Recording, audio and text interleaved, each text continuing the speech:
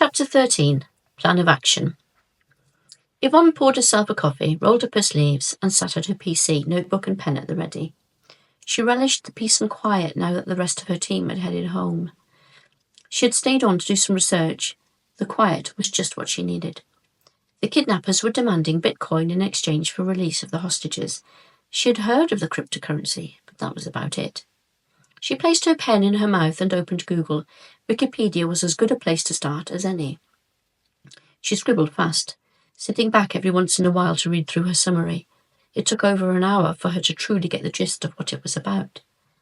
It had been devised as a currency of the people for the people, a decentralized, unregulated way for money to change hands without the need for banks or financial institutions. Transactions were verified by ordinary computers around the globe, which kept the system incredibly accurate. What Yvonne wanted to know was how it could be so easily used by the underworld to hide their nefarious transactions. If she had understood it correctly, it was because it was possible to generate a new Bitcoin address for each transaction, and a multitude of such addresses could be created and accessed by a single password. Bitcoin millionaires had been created in their hundreds in the past 10 years. And it seemed that governments had only just woken up to smell the coffee. Only now were they beginning to wonder whether they should legislate and regulate. She sat back in her chair, tapping her pen on her teeth, deep in thought. The sound of a throat clearing behind her had her jumping out of her seat, hand to her chest. "Chris," it shot out like an accusation. "How long have you been standing there?" He smiled. "Oh, I don't know, about 5 minutes." "I didn't realize you were still here." Her face softened. "You startled me." "So I see," he grinned. "Anyone would think you were up to no good." "If I wasn't so tired, I'd throw something at you," she pouted at him. "I thought I'd do some digging minus the distractions of a busy office. What are you still doing here, anyway?"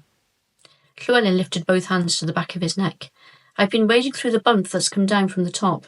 They really want a tight lid on the information flow around these abduction cases." "Do they have a handle on VORTEX?" Llewellyn walked over to perch on a desk next to the window. "No. Everyone, and I mean everyone, is on the case. SOCA, MI5, MI6, the Home Office, and I'm sure the Chief Super said the FBI are helping out in an advisory capacity. I'm told it's being treated as a terror attack." "Wait, aren't the public being told this has nothing to do with terrorism?" "I think that is to avoid misinterpretation. They don't believe this is anything to do with extremism, but they think it's pure financial opportunism. But VORTEX do appear to be operating in cells." "I see. Anyway, information will be strictly on a need-to-know basis, and I would appreciate it if you would run stuff past me before discussing it with anyone else." "What about the team?" "Tell them information is to stay within these walls. Any doubts, come and talk to me." Yvonne nodded. "I think I'm all wrapped up here. You all right, ready to go?" He shook his head. "Not quite. You go. I won't be that far behind." The following morning, Yvonne could feel a developing dampness in the small of her back as she prepared to take the lead in the team briefing. Perhaps she was coming down with something. Her throat did feel scratchy. She hoped there were no wet patches in the back of her blouse. She scribbled a few notes on the board while everyone filed in, and wasted no time on lead-ins. "Okay, listen up. SOCA have been in touch to say that the council are reinstating CCTV, but only those at top level will be made aware. The public are to remain oblivious of the change, meaning we cannot use CCTV evidence for any other local crimes. This news is to stay in this office. Am I making that clear?" There were murmurs and nodded assent from around the room. "How did SOCA manage to wangle that?" Debbie pulled a face. "We've been on at the council for days." The DI shrugged. "Power, Debbie. SOCA have it, and we evidently don't. Anyway, a lot of the instruction will be coming from the very top." "What, the PM?" "The Cabinet Office and the Home Office."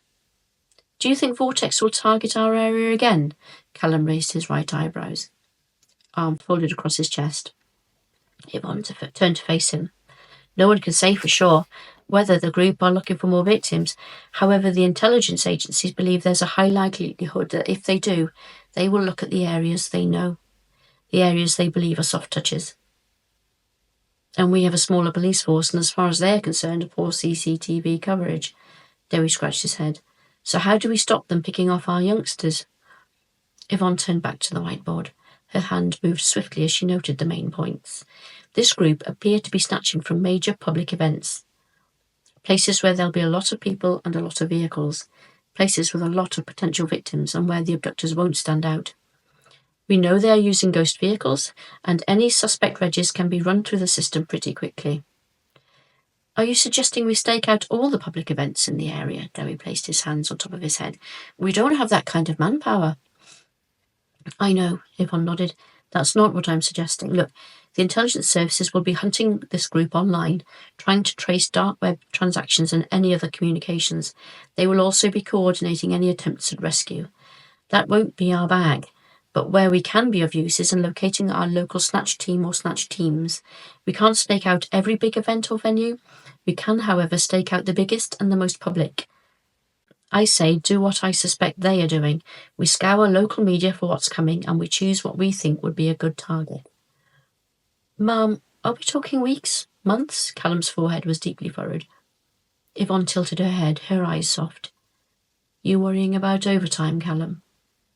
Well, He shifted in his chair, his movement stiff. Yvonne cast her eyes around all the officers in the room. Because it will be necessary to put in extra hours. Your family time will be disrupted. I'll try to make sure it's divided up as evenly as I can, and we may be able to get a few regular officers in plain clothes to help us out. I can reassure you that I will be trying to shoulder as much of the burden as I can, but it goes without saying it's going to take more than me to stake out an event. It also goes without saying that however put out we may feel, there are victims and their families out there going through far worse. It is for those that I intend to bust my gut. She pursed her lips. Callum nodded. I'm up for it, Ma'am, he assured her. She beamed her thanks as everyone else offered their assurances that they were in. Her team was pure gold.